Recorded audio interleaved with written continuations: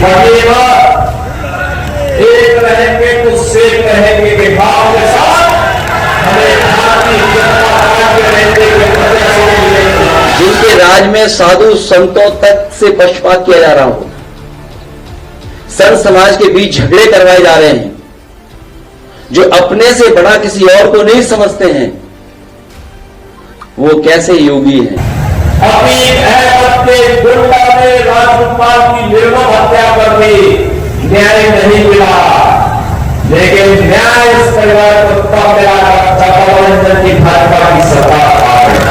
मन की कुटिलता ही वचन की कटुता बनती है।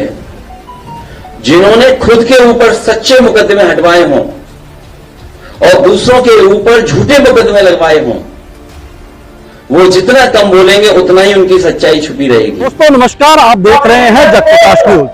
दोस्तों इस वक्त हम लोग पूर्वी उत्तर प्रदेश के मिर्जापुर जिले के मढ़वा विधानसभा क्षेत्र के कछवा आदर्श नगर पंचायत कछवा के गांधी विद्यालय मैदान के बाहर मौजूद हैं, जहां पर सूबे के मुखिया योगी आदित्यनाथ एनडीए उम्मीदवार सुचिस्मिता मौर्य के समर्थन में एक विशाल जनसभा को संबोधित करने के लिए आए हुए हैं।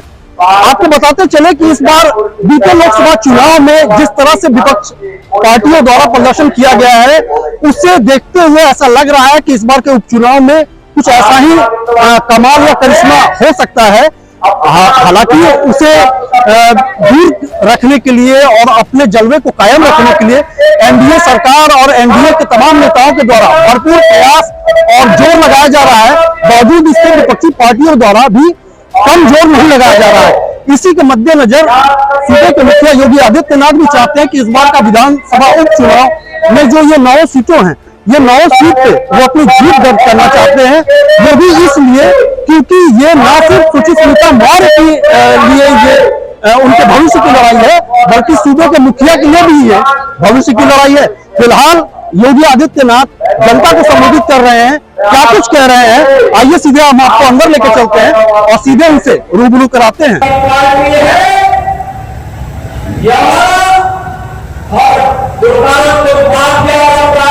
प्रोडक्शन हाउस बन गया है, यानी यहाँ से पैदा होते हैं, यही से लोग करते हैं, अराजकता फैलाते हैं और फिर जनता को गुमराह करने की बात भी करते हैं।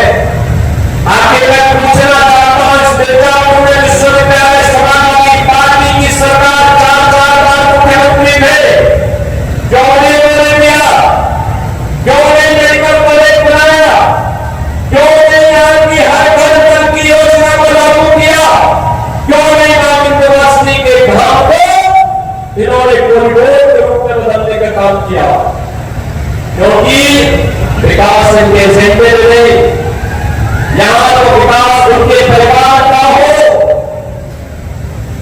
मिर्जापुर और वित्त क्षेत्र का नहीं, प्रदेश का नहीं, इससे वो कोई लेना देना नहीं, विकास के लिए कोई लेना देना नहीं।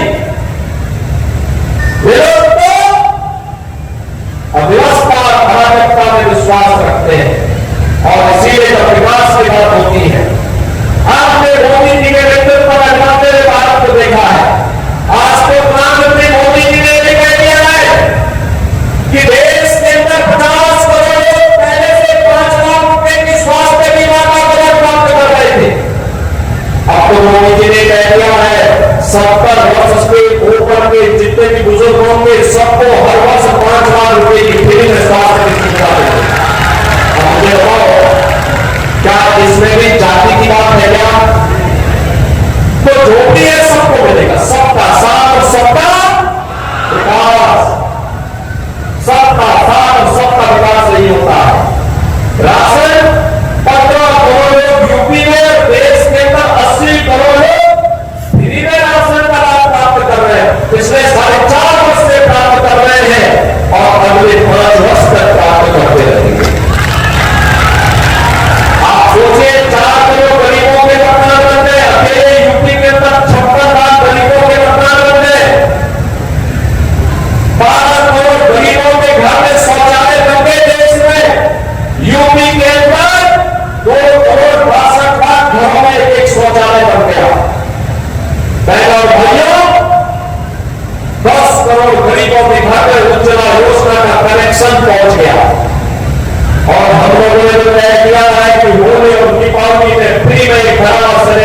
वक्त बताएंगे, वो आज वर्तमान में भी मिल रहा है।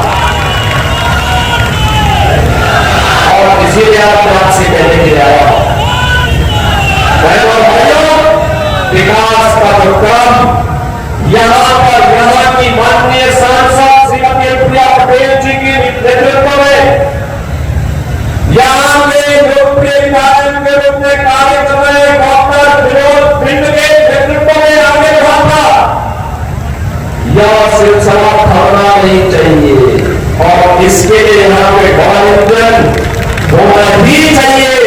इसके विधानसभा चुनाव में भी एनडीए के प्रत्याशी के रूप में भाजपा की प्रत्याशी श्रीमती सुशीला मोदी को भारी बहुमत से विजयी कराने की अपील करने के लिए मैं आपके पास आया हूं। बहनों भाइयों, 17 से 22 के बीच श्रीमती सुशीला मोदी जी आम विधायक के रूप में काम की थी। अनुप्रिया जी के साथ मिलकर बेहतरीन समाज बनाकर के विकास के कार्य में एक गति देने का काम किया था। 2022 में डॉक्टर विनोद बिंद को भारतीय जनता पार्टी और एनडीए की ओर से टिकट देकर के यहां पर प्रत्याशी बनाया गया। काफी यहां पे काम कर रही थी, भाजपा और एनडीए के लिए कार्य कर रही थी। जब भी मैं आपको किसी भी चुनाव में श्रीमती रिंकी मोदी के चुनाव में आया हो या फिर लोकसभा चुनाव में, तब भी वे यहां पर थी, काम कर रही थी और इसलिए बहनों और भाइयों आज मैं आपसे अपील करने के लिए आया हूं, यही अपील करने के लिए आया हूं। एक नया भारत बना उत्तर प्रदेश आज से आगे बढ़ चुका है, वो किसी से छुपावा नहीं है। इन 7.5 वर्षों में प्रधानमंत्री मोदी जी के नेतृत्व में, उनके मार्गदर्शन में उत्तर प्रदेश का परसेप्शन बदला है। उत्तर प्रदेश के बारे में लोगों की धारणा बदली है। आज उत्तर प्रदेश के बारे में लोग अच्छा सोचते हैं, अच्छा देखते हैं।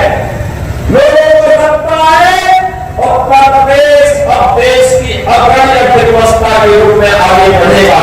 अब उत्तर प्रदेश का नौजवान पलायन नहीं करेगा।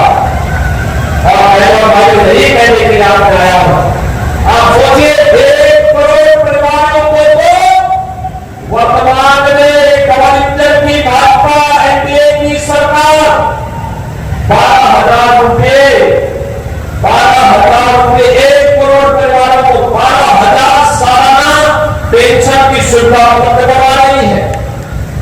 12 करोड़ किसानों को, जिसमें 2 करोड़ 65 लाख किसान के यूपी के, इन्हें 6,000 रुपये सालाना प्रधानमंत्री किसान सम्मान निधि का लाभ प्राप्त हो रहा है। बहनों और भाइयों, भारतीय जनता पार्टी और एनडीए आप सबकी ताकत के बल पर विकास और विरासत का जो भारत खड़ा कर रही है, इसीलिए आने वाली पीढ़ी का भविष्य उज्जवल बनने वाला है। और इसीलिए भारतीय जनता पार्टी बार बार कह रही है, हम लोग आपसे बार बार कह रहे हैं कि लोकसभा चुनाव के दौरान जिन्होंने अफवाह फैलाई थी, जिस प्रकार का दुष्प्रचार किया था, उसका पर्दाफाश हो चुका है। चुनाव संपन्न हो गए, मोदी की तीसरी बार प्रधानमंत्री बन गए, तीसरी बार प्रधानमंत्री बनने के बाद भी आज भी बाबा साहब भीमराव अम्बेडकर के द्वारा बताया गया संविधान वैसे ही है। आज भी इसी प्रकार का सम्मान सबको प्राप्त हो रहा है, कई आरक्षण समाप्त नहीं हुआ है। और बहनों भाइयों, जिन्होंने झूठ बोला था कि लोकसभा चुनाव के बाद खटाखट 1 लाख रुपया खाते में आ जाएगा, वह भी नहीं आया है। यह भी आपने एक और झूठ को बेनकाब कर दिया है। और इसीलिए हम कह रहे हैं, बढ़िए मत,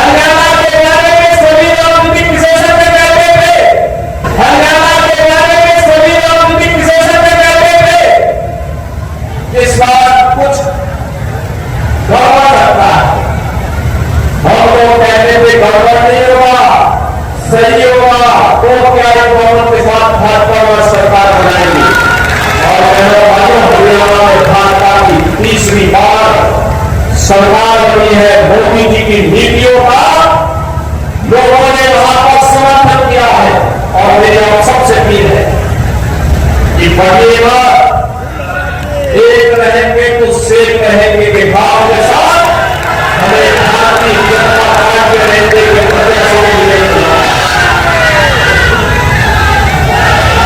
आप सबसे मेरी अपील होगी, 20 नवंबर को चुनाव है,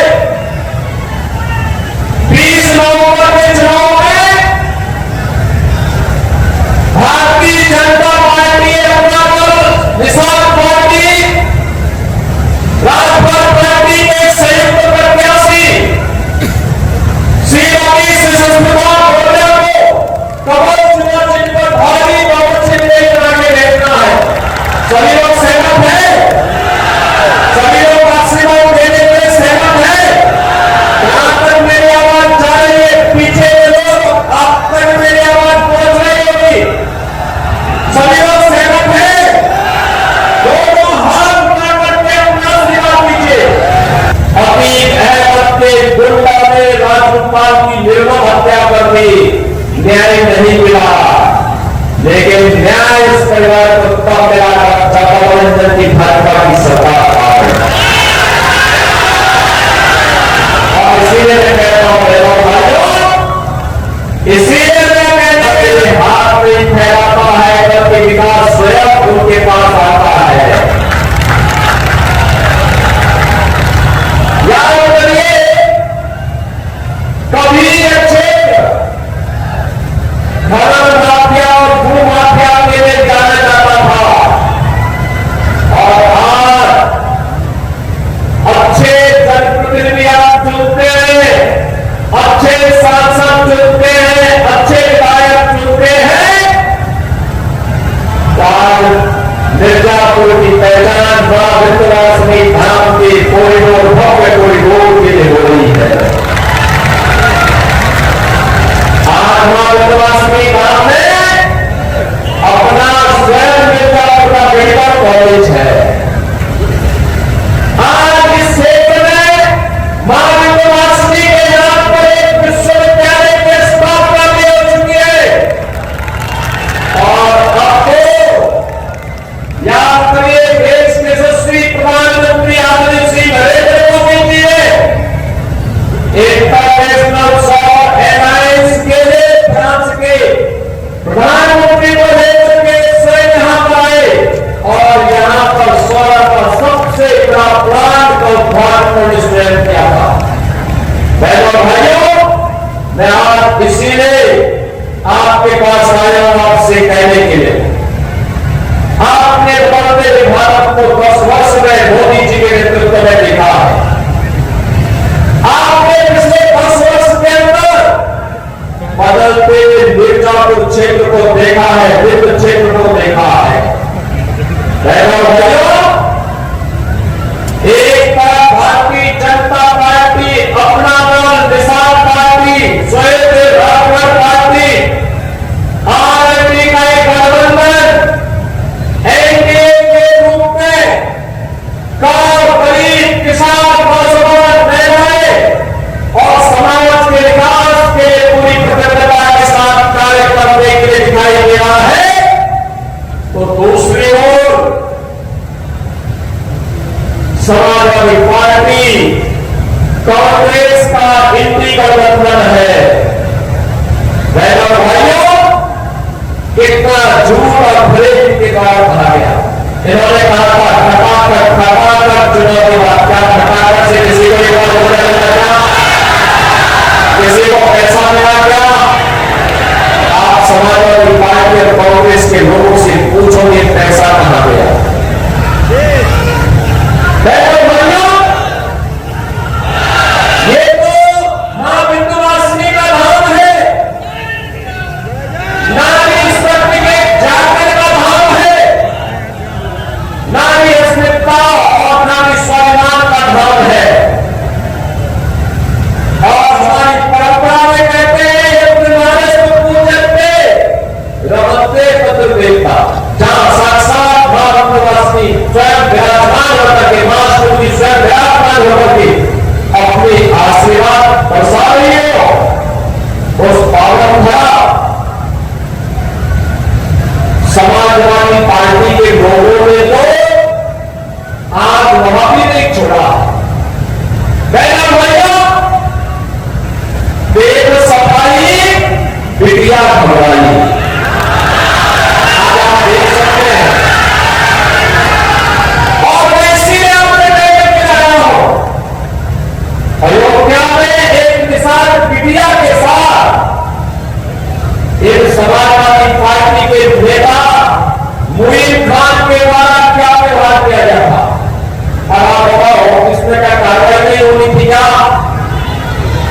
होनी चाहिए थी ना। और हम लोगों ने जब कार्रवाई की तो ऐसे लगा जैसे समाजवादी पार्टी के नेता जमीन आसमान ठीक कर देंगे। बेटी के साथ किस प्रकार का व्यवहार समाजवादी पार्टी के नेता के द्वारा किया गया। और इसीलिए मैं कह रहा हूं, देख सफाई दिव्या घबराई, ये समाजवादी पार्टी या तो एक प्रोडक्शन हाउस बन गया है माफिया और अपराधियों को पालने का प्रोडक्शन हाउस है ये। यानी जहां पर हर दुकान अपराधी, हर दुकान माफिया, हर दुकान दुष्कर्मी जहां से पैदा होता है। और इसके सीओ अखिलेश यादव है,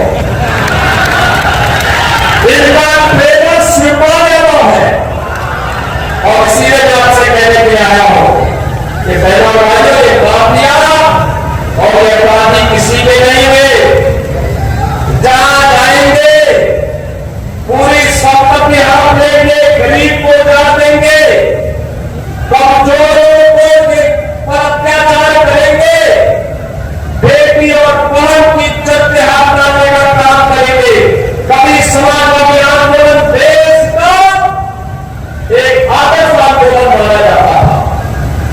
जयप्रकाश सिंह थे, डॉक्टर राममनोहर लोहिया जी थे, आचार्य नरेंद्र देव थे, चंद्रशेखर जी थे, जनेश्वर मिश्रा जी थे, मोहन सिंह जी थे। एक आदर्श पॉइंट था। इन्होंने पिंडों की राजनीति करने की बात की थी। इन्होंने कांग्रेस के जन आंदोलन का संचालन किया था। कांग्रेस के अराजक भ्रष्ट गतिविधियों के खिलाफ इन्होंने संचालन किया था। लड़े थे देश के लिए, लोकतंत्र के लिए लड़े थे।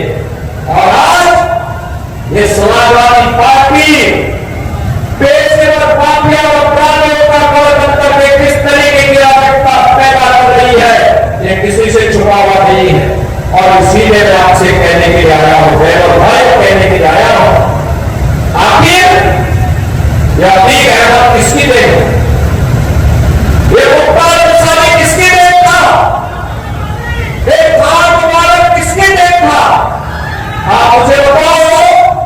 मैं आपसे कहने के लिए आया, यही कहने के लिए आया हूं, कृष्णानंद राय की हत्या, भारतीय जनता पार्टी के विधायक की हत्या सरेआम गाजीपुर जनपद के अंदर की गई थी।